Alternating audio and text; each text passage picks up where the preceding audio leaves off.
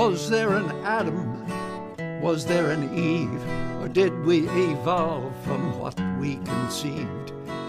Either way, we got what we needed when the sun shone down on the Garden of Eden. Don't you know we're gonna have a Solartopia, Solartopia, Solartopia. Don't you know we're gonna have a Solartopia all over God's green world? Well, we bit that apple and the garden was lost, and so we had to work to pay the cost. And so we went digging into the ground and started to burn many things we found. But yeah, baby, started to burn too many things we found. This is Harvey Sluggo Wasserman, back for another hour of the Solartopia Green Power Wellness Show. Glad to have you aboard. We're in the middle of primary season here, and things are going wild and woolly. We have a great guest, a regular on the show, Steve ROSENFELD with us. Talk to us. Steve has been in New Hampshire and Iowa, and is now on his way to Nevada. So we want the inside scoop on this, and also we're going to have John BRAKEY with us. John, are you with us yet? Okay, John BRAKEY, I'm going to text him now. We'd like to have him on to talk about all the incredible campaigning he's doing to save the ballot and protect the vote. Steve, you're in a car driving to Las Vegas, is that right? Yep. Can you hear me? Hello, right. Nice to be here. Huh? Nice You're to be a here. captive audience. All Okay. right, so Steve ROSENFELD, you've been writing extensively this year, and you've been on the campaign trail, tracking down all the insanities with the various Democratic primaries and all their foul-ups and craziness. So let's start at the top. Let's start with Iowa, where you spent significant time. We're on the scene, and then we'll go to New Hampshire, and we'll talk about New Hampshire, and then we'll deal with Nevada, which you're about to cover. So Nevada, the primary is Tuesday, is that right? It's Saturday, and there was early voting this past weekend from Saturday, Monday, and Tuesday. Sort of in the middle now. The question we're going to ask, of course, is how badly are the Democrats going to screw this one up? But let's start with Iowa. Iowa was a cluster fiasco, as we might want to politely put it, and a very, very complicated situation. And you know it probably better than anybody. So give us a rundown, if you can, on what happened and didn't happen, and where was the source of the craziness in Iowa? Well, Iowa, like Nevada, is not a government-run election. It's a state party-run caucus, and a caucus is like a town meeting where you have rounds of voting. And what the folks in Iowa tried to do was they tried to use some digital tools, an app on a phone to report the results, and they had a back end to try to compile them. And both ran into trouble because they weren't tested properly, and they weren't tested in a real election. And then the help desk that the folks in the Iowa Democratic Party had to try to handle this as they tried to compile things by hand couldn't handle the volume. So people couldn't, and then the news media started freaking out because they didn't understand that there was a paper backup process, that the counting might take a little longer. And then some Trump campaign people or supporters found the phone numbers to the help desk and started clogging the lines. And none of that was really foreseen because all they were doing was focusing on cybersecurity and not thuggish behavior and human errors and other kinds of breakdowns. Well, why did they need a system like that in the first place? Why couldn't they just hand count paper ballots? Well, they could hand count the paper, but they just needed time to do it. And the time the networks wanted the results immediately. And we're going to see a lot of this in 2020, where the results will not be made available immediately, and the networks are going to behave impatiently. Oh, so our what's left of American democracy is now at the mercy of the TV networks, who can't wait around for people to count ballots. Is that basically what you're saying? Yeah. I'm just coming over a hilltop here, so I'm sorry. What we saw was the network hosts did not know what the process was, so they freaked out. It's remarkable. It's outrageous. It's absolutely outrageous. So what you're saying is, in Iowa, there were paper ballots, and the source of the screw-up was that the networks didn't want to wait for the Democrats to count the paper ballots. Right. Exactly. Wonderful. What a country. And Harvey, we're going to see this in Nevada this coming Saturday. We're going to see this in the California primary on Super Tuesday, where people are voting by mail and people are voting on a new system in Los Angeles. And the final results may not be based on what is partially known or partially released. And the networks don't understand this. They just want to do the horse race coverage. Well, they understand it. They don't care. I mean, I don't know that they understand it. Honestly, Harvey, I went to a demo. I pushed the Iowa Democratic Party to do a demo of their app that they were going to use for the election night reporting. And it was on the Friday before the Monday Iowa caucuses. And only 2 reporters showed up for it, me and a woman from Japan. So I don't know that these people really want to know about this. We're talking with Steve Rosenfeld. Steve, what's your most recent book? I'm sorry, say that again? What is your most recent book? Oh, my most recent book is called Democracy Betrayed. It talks about the anti-democratic features of the 2016 election. But what did you observe about Iowa and New Hampshire? I mean, what's notable to you? It was a mess, and of course, it feeds into the narrative that the primary function of the Democratic National Committee at this point in time is to make sure that Bernie Sanders does not get the nomination. And, wherever there's a screw-up, as you and I know, dating back to 2000, Florida, whenever there's a screw-up, somehow the establishment candidate seems to come out on top. I mean, it was clear to many people, or it seemed to be clear to many people, that Bernie was going to be the winner in Iowa, and that this was not a result that Tom Perez and the Democratic National Committee could live with.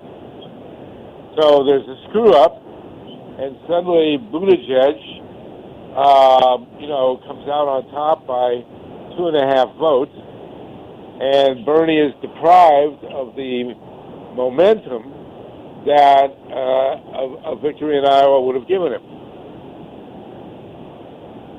And, that's the narrative that emerges when you have a situation like this. Well, actually, I see it a little bit differently. I know why you could explain it that way, and but the way I see it is that Tom basically has been trying to accommodate Bernie by having the get to vote on the first round of balloting at the National Convention, and also doing other things like having a more transparent reporting process in Iowa about the actual rounds of voting and things like that. Because what happened in 2016 was Bernie won the popular vote in Iowa, just like he did this time, But that's not how they award delegates. They have this proportional representation system, and it's not quite like the Electoral College, but it's not entirely dissimilar. So, but what ended up happening in Iowa was that, and this is true in Nevada as well. It's in motion in Nevada. What happened in Iowa was the state party, basically took the advice of contractors who said, "Trust us, we will get it done," and they didn't get it done. And the DNC's oversight only pretty much went to cybersecurity around Russia-style hacking. They didn't think about much more mundane and simple stuff that tends to fall into like the unfamiliarity or voter suppression or exclusion or human breakdown, or more frat boy-like sabotage, which is what the Trump campaign people did. So it's weird. It still worked against Bernie, but it also deprived the entire contest and the Iowans of basically, having a good decision. Does that make sense to you? Yeah, but here's the choice.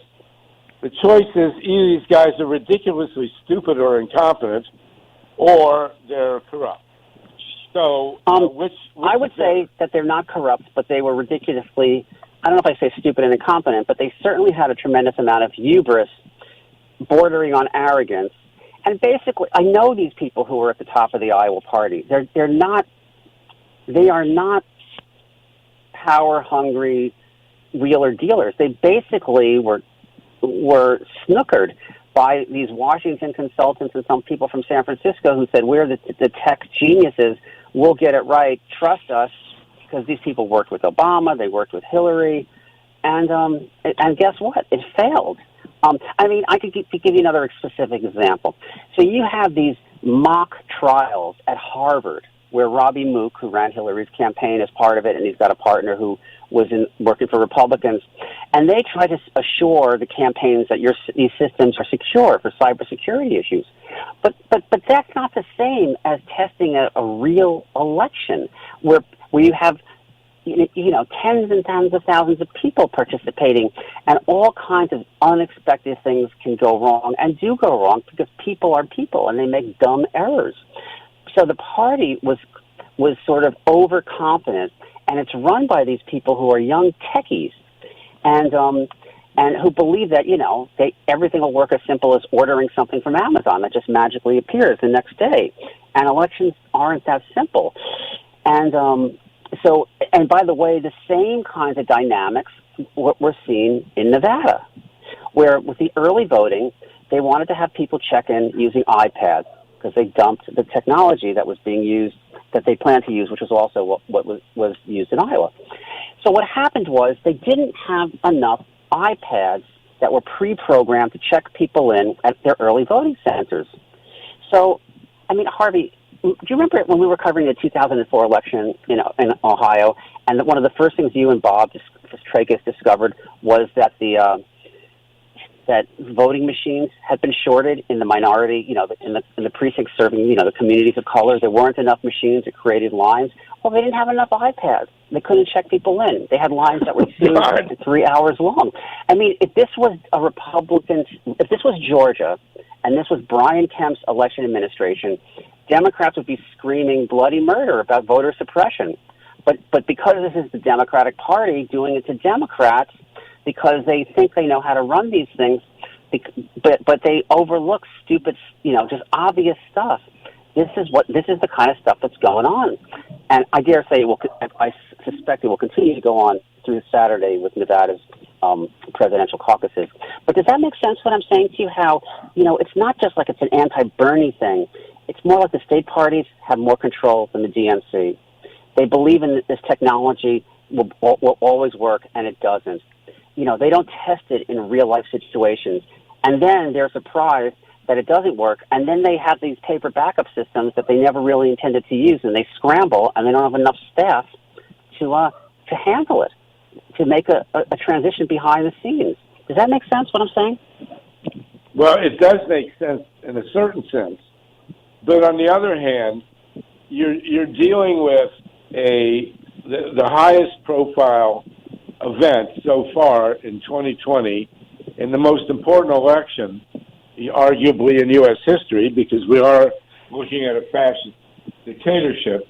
And the Democratic Party, which is what people are relying on to save us from, a Trump dictatorship, can't get their act together to run or to report on the vote count in a small state where they know the whole world will be watching. Correct. And it's by the terrifying. way, and by the way, it was my reporting early in 2019 that prompted the Democratic Party, the DNC Rules Committee, to convene a technical advisory committee because Iowa and Nevada wanted to do smartphone voting. So they basically pulled back on that and this was the replacement system. And the great irony is it wasn't a very tech-heavy system in Iowa compared to what we're going to see in Nevada. But what happened was in the central counting area, their software failed. Their calculating software failed. And in these precincts where everybody was on their phones taking selfies and doing other stuff, there wasn't enough bandwidth to get online to send the results in or to even log in because, the back-end passwords wasn't working. Now, what they're going to do in Nevada is way more sophisticated and way more technology dependent and way more Wi-Fi dependent. And, you try to ask them questions and they don't respond. They just keep saying we're going to be the most transparent, accessible, and wonderful caucus yet. But the thing here is, it's almost like there's a loophole here around this technology. Nobody used technology at the DNC as a standard way of oversight. But when you talk about the sabotage with Bernie, here's where the sabotage with Bernie is going to come in. We saw it at last night's debate when the question was, will the person who has the most delegates going into the convention, should that person get the nomination? And Bernie, of course, said yes, and everybody else said no. And what does that mean? That means you have the likelihood, if there's no one has a majority of going into the convention, of a brokered convention. And according to the rules that were supposed to accommodate Bernie after 2016, the superdelegates, who are 1/6 of the delegates, which are party officials and labor leaders and stuff like that, elected members of Congress, governors, things like that, they don't get to vote on the first round, but they'll come in on the second round and all the rounds after that. So basically, that's what they're referring to. So if Bernie can't get 50% plus one of the delegates going in on the first vote, then these other folks are going to participate, and who knows who they're going to pull behind as a quote-unquote consensus candidate, whatever that means. And, I mean, you're the historian here. Wasn't the 1968 Democratic Convention in Chicago one where it was a brokered convention and Hubert Humphrey ended up getting the nomination, not that he was even running as a candidate, but he was, quote-unquote, the party's pick? That's the closest precedent that I can think of what may happen this summer. Well, really, 2016 is a good enough example. I mean, there's a big debate about it, of course.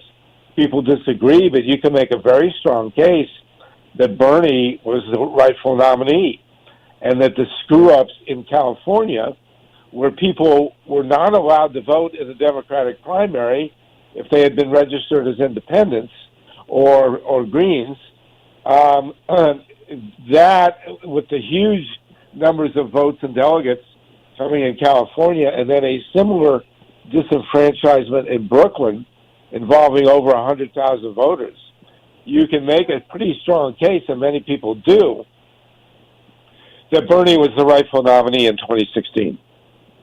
Well, the regular Democrats like to say, "Oh, he would have lost." But Hillary lost. So, or she didn't fight. As you and I know, a strong case could also be made that Hillary was the rightful winner even in the Electoral College. So, we have a very dark situation here. And yeah, I don't see it is a any dark situation. It is a dark situation. I looked at those numbers in 2016 in New York and California, and I don't draw those conclusions. I think that what happened in California was that the Associated Press, on the day before the California primary, had a nationwide story that said, we have called all of the delegates and superdelegates, and Hillary is the winner. And that was on the front pages, every paper in the state. And it was a tremendous disincentive for turnout. And I know people say stuff about the provisional ballots and the registration for these, and stuff like that. But I don't see those numbers adding up and giving Bernie enough to have won the state. Maybe he would have won a little more, but not enough to have won the state. And I also looked at the New York numbers, and it's the same thing. Even if those 120,000 people from Brooklyn were allowed to vote, the margin in that state was Hillary's margin was way bigger. But that's not the point. There are all of these, micro injuries and things that just shouldn't be part of this process. And I agree with you on that. And I've been to these events where there was one in New Hampshire where all the candidates give 7-minute speeches, and when Bernie is up on that podium, nobody who was a member of the DNC or tied into the National Party is clapping or cheering or anything. They're dead quiet. It's they don't want him as the nominee. It's completely clear to me. So yeah, but really, go ahead. Yeah. But Perez did change the rules and has, believe it or not, been trying to accommodate Bernie. But we have to see what ends up happening. I mean, listen, in Iowa in 2016, the party just announced at 1:30 or 2 in the morning that Hillary had small number, single-digit number, more delegate equivalents, end of story, done. No data, no voting totals, no evidence trail, no nothing. And part of the problem that Iowa faced was that they tried to, and they were required to by the DNC's Unity Reform Commission, release that data, release the popular vote, which is the first alignment, release how it changed in the second alignment, the delegate allocations, et cetera, et cetera. They were trying to gather and make public 4 times as much data as they ever did in the past, and they screwed up. They couldn't handle it. By the way, we're supposed to see the same kind of data released in Nevada, and we'll see what happens there. But that was a pro-Bernie reform, just like the superdelegates not voting on the first round this coming summer. It was a pro-Bernie reform. So, so the party, Tom Perez, believe it or not, he's tried to bend over to work with Bernie, but the at these DNC events and at these campaign events, who are associated with the centrists, you absolutely don't want him. And we saw that on that debate stage last night when people said, well, we'll let the process run its course, which is a synonym for, well, if you don't get it on the first vote, all the superdelegates will kick in and pick somebody else to sort of push you out of the way. And, that's what I see happening. Yeah, well, that's the plan. I think Tom Perez is doing his best to make it look like he's giving Bernie a clean road, because I think they understand now from 2016 that if they don't have Bernie's people, they're not going to win. So they want Bernie's people, but they don't want Bernie. And I think Tom Perez, who I've met, and let's just say I was not impressed. I met him in Las Vegas, actually, at a Democratic National Committee meeting. They want to give the appearance that they're giving Bernie a clean shot, but I guarantee you that they're doing everything they can to make sure it's close but no prize. I mean, as far as I can tell, and you know these people better than me on a personal level, but on a mega macro political scale, I think that the core of the Democratic Party establishment would rather have Trump in the White House than Bernie. and for any number of obvious reasons. I mean, first of all, they're ideologically closer to Trump. If Trump's in the White House, all they got to do to raise money is send out terrifying emails, and the money will pour in. If Bernie's in the White House, they actually have to do some work. They have to work on Medicare for all and or against it, or other programs that they really don't want because their corporate sponsors don't want them. And I think we have to confront the reality here that Bernie Sanders is not really a socialist. I mean, it's a very clear definition of socialism, which is that the among other things, that the public controls the means of production. In other words, the major productive facilities. And Bernie has very explicitly said that he does not support that.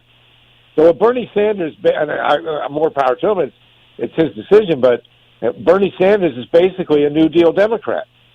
He is not to the left of Franklin Roosevelt, or really of John Kennedy towards the end of Kennedy's reign, or domestically of Lyndon Johnson. I mean, obviously, Bernie Sanders would never support the war in Vietnam, which perpetrated by Lyndon Johnson, but Johnson's social programs are basically where Bernie is at. And even that is too much for the Democratic corporate establishment. So at this point in time, they have a problem because nobody is going to defeat Donald Trump without the support of the millennials. And Bernie is the millennials candidate, ironically. He's the grumpy old professor that you go to the demonstration with, right? He's the classic old new leftist. Came out of the 1960s academic environment, all the hyper-intellectual students for Democratic Society, of which I was a part, and the people who went and demonstrated at the 1968 convention, and I'll talk about 68 in a minute. That's where Bernie comes from, and people love him because A, his politics are really what's needed in this society today, and B, because he's been consistent, he's incorruptible, he's dependable, reliable. What you see is what you get, and he's been incredibly consistent in an era where everybody dances around and nothing anybody says means anything. I mean, Bernie is truth with a capital T in an era where the truth is the enemy of the state here. So I'm more power to. I don't know how to express in a civil way what I think of Tom Perez. I mean, I met him. I gave him our book. And he looked at me like I had handed him some toilet paper. Absolutely no interest in exploring what you and me and Bob Petrakis had made clear, and Greg Palast and Bev Harris since 2000. No, zero. This is the head of the Democratic Party. I'm older than he is, been around a lot longer than he has, and he looked at me like I was a homeless person asking for a buck, handing him our book. So, my sense is, not to be overly conspiratorial, but let's deal with reality here. The Democratic Party establishment has an interest in giving the illusion that they're giving Bernie a fair shot at the nomination. But they're not going to let him get it. And then in the second round, and I'm going to throw out two names that I think could get the Democratic nomination. Adam Schiff and Sherrod Brown. In a brokered convention where you go in, and this has happened before in history. It happened in the Republican Party in 1920, where it's just how we wound up with Warren G. Harding. And actually in 84, when we wound up with Walter Mondale, although he was an actual candidate. In a brokered convention, they will turn to establishment figures who have name recognition and who the corporations are comfortable with. And the two most likely ones that I see, as I mentioned, are Sherrod Brown, the senator from Ohio, who's actually genuinely a progressive. I know him. He's a good guy. And Adam Schiff, who I've also met. who has huge name recognition and might attract enough of a progressive base to get himself elected. That I think is a possible scenario. I do not think that the Democratic Party will allow Bernie to get the nomination in any way, shape, or form. And you have followed the machinery here.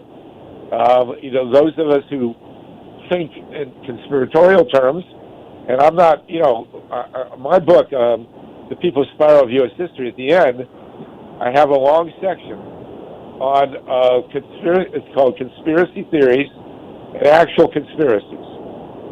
And, I could run through the Lusitania, the Maine, the Gulf of Tonkin, the weapons of mass destruction in Iraq, the killings of John Kennedy, Martin Luther King, and Bobby Kennedy. I mean, these are all situations where conspiracy theories are more credible than the mainstream explanation.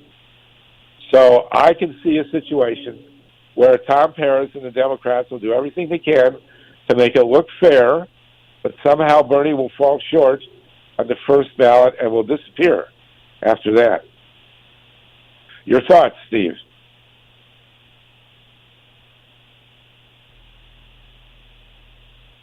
Steve Rosenfeld, are you still with us?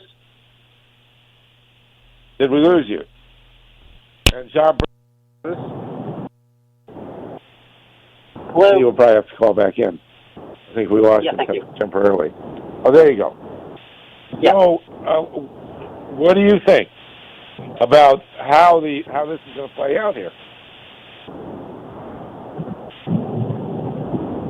I mean, we've seen how badly they can screw up in Iowa, whether it was meant to be or not.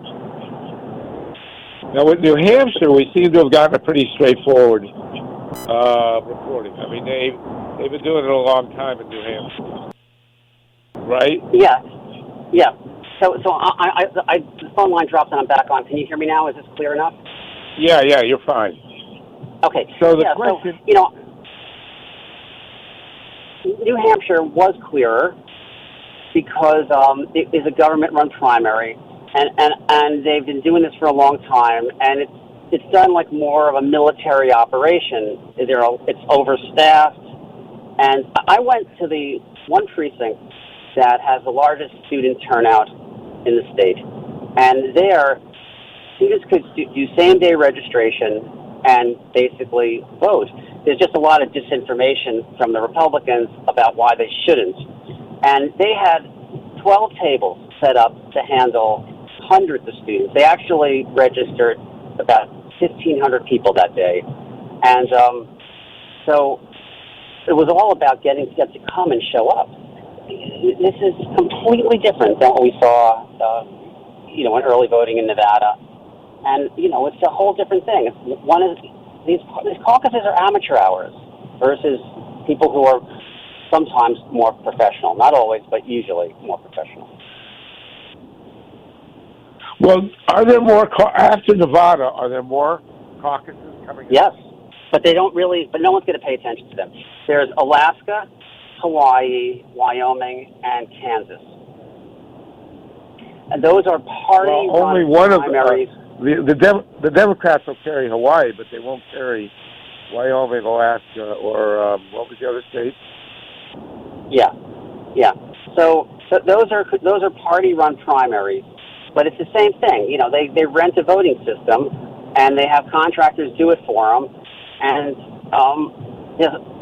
these are not easy things to do. There's a lot that can go wrong, and a lot that can get overlooked, and that's what we keep seeing or hearing about. Well, I'm sure they can handle all 4 Democrats in Wyoming. But, the bottom line here is that, California and, I guess you got South Carolina coming up next, right, after Nevada? Yeah, after Nevada, it's South Carolina. Then we have Super Tuesday. And, then we have all the big swing states are coming up. There's Florida, Michigan, Wisconsin, Pennsylvania, through the end of April. Pennsylvania to the end of April. just joined us. How you doing, buddy? John Brakey, you with us? Hey, yeah, I just John, got in. okay. I'm sorry for calling in late. That's all right. We're having a spirited discussion here. So we'll talk about the primaries, obviously. And there's no doubt that Bernie is going to win California very big. And Elizabeth Warren will come in second. Probably. I mean, I would be very surprised at a different outcome. So then, you know, God willing, his health holds out, which, you know, I'm nervous about, but Bernie obviously is going to go all the way, and he'll come very close to getting the nomination, and then there's going to be a decision made. And the decision is, will the corporate Democrats allow Bernie to get the nomination?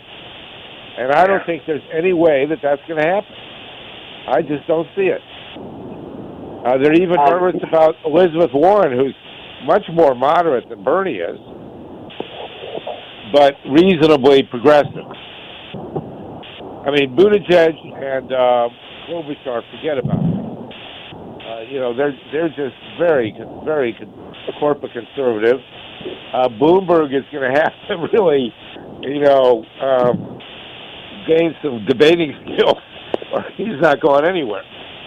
So as far as I'm concerned, and Biden's not going anywhere either. I mean, that's obvious.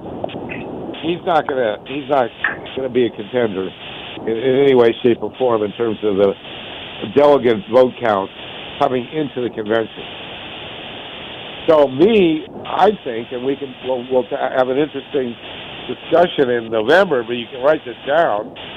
I would say, I'm probably the only person in the country saying this, I would say the real race for the Democratic nomination is between Bernie and Elizabeth versus a dark horse that the Democratic Party is going to choose, and that the two likeliest candidates are Adam Schiff and Sherrod Brown.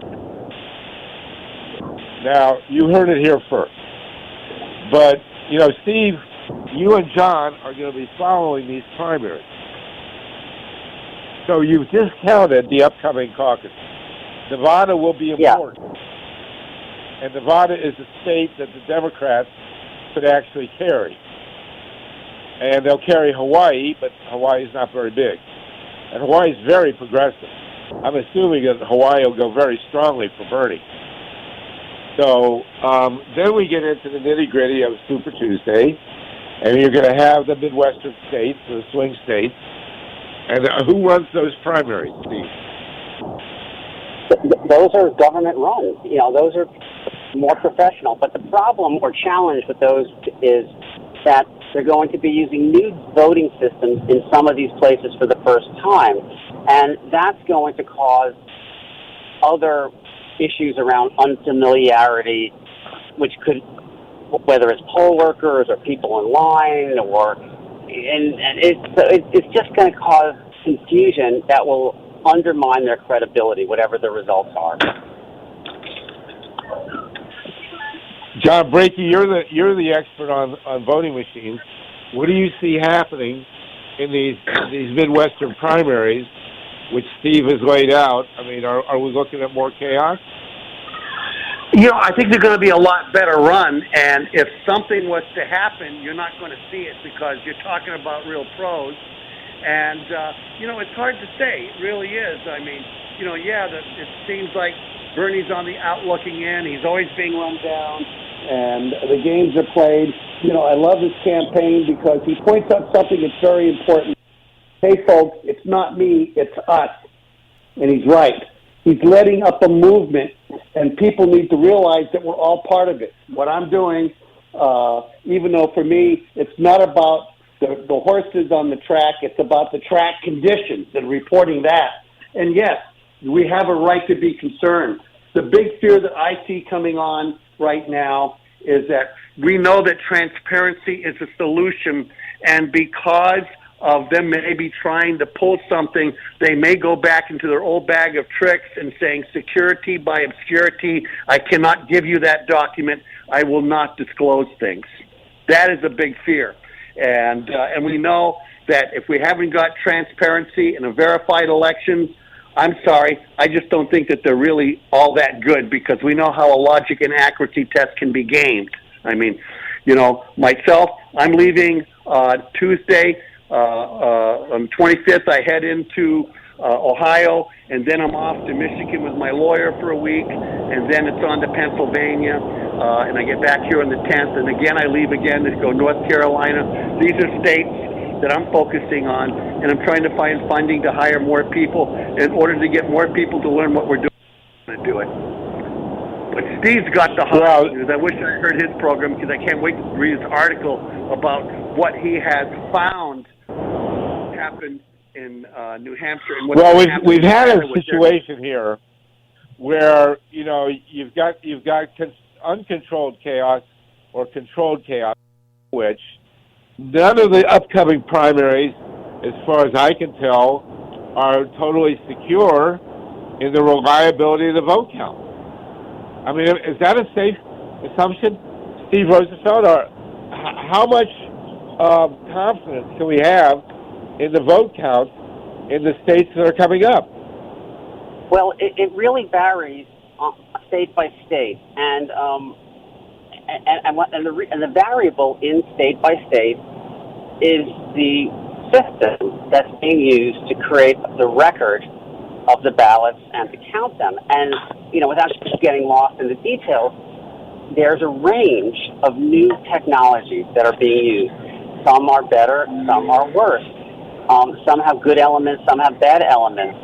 And what I mean by bad is there's just less human evidence trails as opposed to computer-generated evidence trails. And we can, you know, we've had this discussion many times before, but this is the landscape. And unfortunately, the timing for introducing these new systems could not be worse. It's a very unhappy coincidence or accident that after years and years of having substandard and old gear, we now in many places are having new stuff that's being introduced in very high stakes contests. And, you know, we don't know how it will perform. You know, we always hope for the best, but, you know, experience tells us that that's a little bit, you know, naive, right? So that's where we are. John, what do you think there? I think Steve's right on. And again, elections aren't any good unless they're transparent, trackable, and publicly verified. We need proof of winner. We need more than ever that on this election, democracy is on the ballot. Cynicism is going to wind up destroying this country, because at the very end, either side, the loser's not going to accept. The last time he won, he declared he lost. What's going to happen when he really does? What's going to happen when they go to verify that they find out that ballot images and public records were destroyed? Because maybe somebody's not stealing this one, maybe they're protecting the right to steal in the next one. Who knows? But there's troubling things on the software in all of these systems. Yeah, and the hardware, and the stripping of the voter rolls. And Steve, you said something that we let go by that was actually totally shocking. In the Iowa primary, you said that somebody, I think you said Republican operatives, was calling in to the system with the express purpose of screwing it up. Did I understand you correctly? Yes. Yes. So what happened was all of the 1,600 or 1,700 caucus chairs were supposed to use an app to report their results of the voting in their room. And when mostly the app wasn't working and the back end wasn't able to receive it, they instead did what they have done for many years, which is call the results in. But the center that was taking those calls was also supposed to be receiving calls for any other problems, like bad behavior or somebody's lost or who knows what. And that number got put out on these message boards that were used by Trump supporters, and they started calling in to jam the lines to further delay the actual reporting of the results. And that's been widely covered. And the thing about it is the Iowa Democratic Party, in all of their incredible security preparations, never considered that a low-tech, thuggish, frat boy-like intervention would screw things up. And it did. That is truly astounding and got virtually no coverage. So the reality is that how do we know these people were Republicans who were doing this? How do we know who they were? Because they were bragging about it on, their Reddit and these other message boards. It was kind of a, wild and woolly moment. And we saw this, of course, in Florida 2000, where the infamous Brooks Brothers mob, whose attorney was Brett Kavanaugh, turned up at the South Florida polling stations where the volunteers were trying to do recounts, and this basic fascist assault prevented the recount, which facilitated George W. Bush becoming president.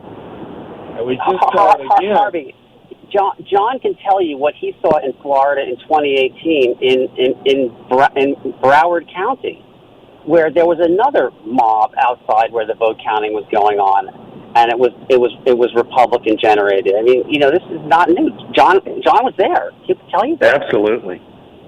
Well, and it was a mob, and they were very unintelligent people who were led by an authoritarian figure. Okay, and it was Trump. It was Fox Trump TV kind of style.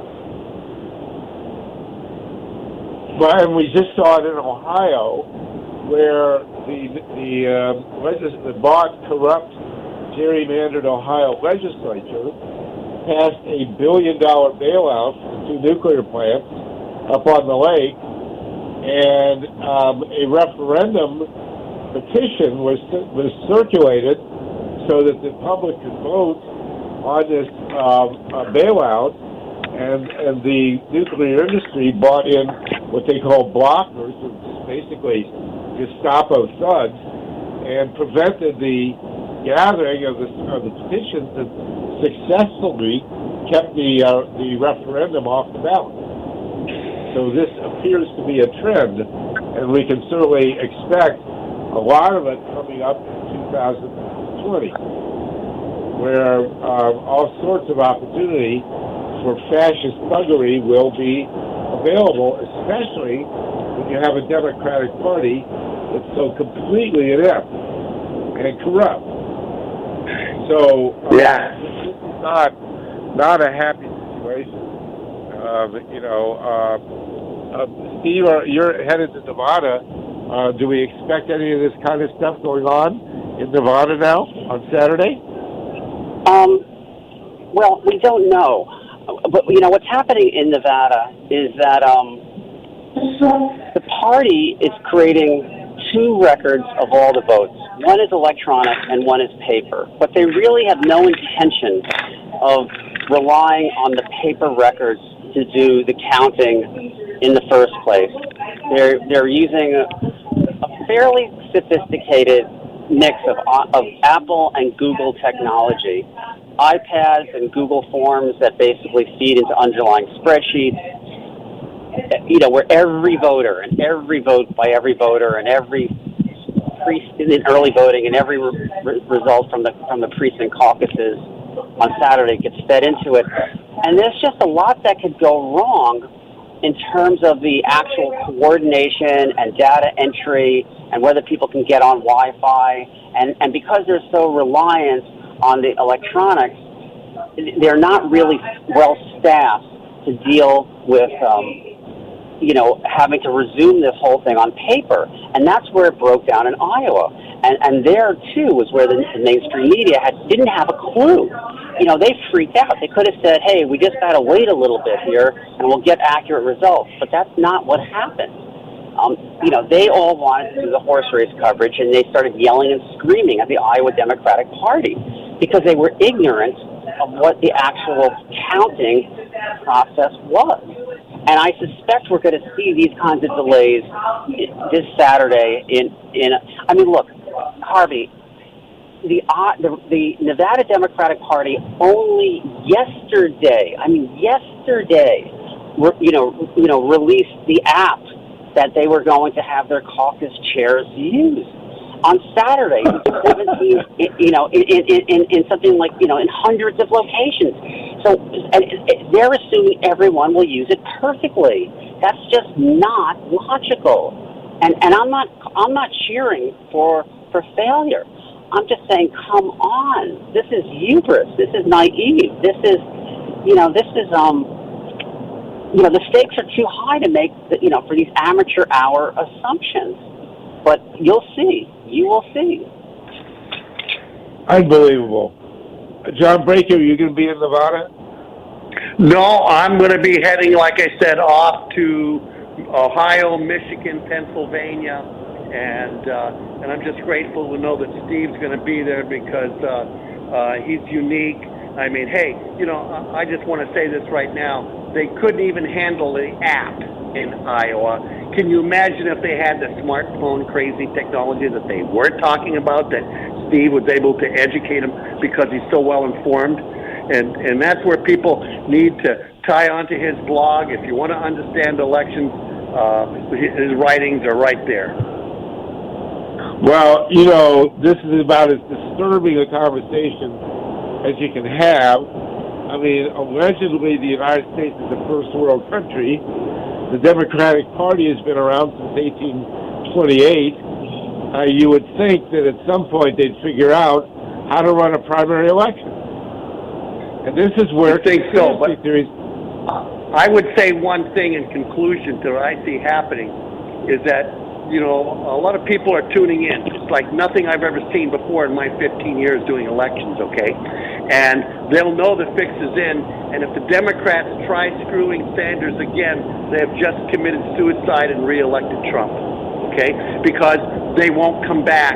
They will walk away. A lot of them will vote, not vote, or if they do vote, they will vote for Armageddon, for a showdown. Let the system collapse. And that scares the hell out of me.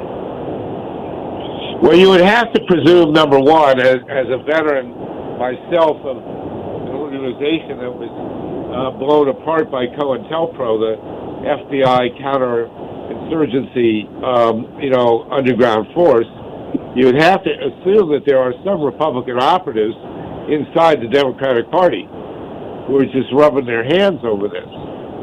And that, whatever they can do to make the Democrats fall apart, they will do. And so far, they've done a I think it's the job. big money that the Democratic Party is afraid of losing, because a lot of them are just, listen, this system is built with a carriage being pulled by a white horse and a black horse, okay? And one's a Republican, one's a Democrat. Not all, okay? I don't mean to paint that kind of picture, but money influences elections, okay? Yeah, it buys elections. Yeah. And, we're looking at a situation here. I mean, I just read the assessments of the debate performances, and Elizabeth Warren jumped in there, and she jumped right. Man, she jumped right on Mike Bloomberg. That was fun to watch, and she got some of her moxie back. Clearly, Buttigieg and Klobuchar are not players. There's no way they're going to get. This is Bernie and Elizabeth running more or less together. Bloomberg is kind of a wild card, but he clearly doesn't have it to run a popular campaign. So what we have in the Democratic Party here is Bernie and Elizabeth up against whoever the party's going to come up with at the last minute. Yeah. They have the moderate Democrats have failed to field a credible candidate. Oh my God, we're done. Hey, listen, John and Steve, we're going to continue this. An incredible hour. No one else is doing this, but Steve will talk to you from Nevada later, and John will be back in touch. Thank you, crew in New York. And it just gets. All right, well, we'll talk in a couple weeks. It just gets wilder and wilder. Thank you, guys. We'll be back. And so we had to work to pay the cost. And so we went digging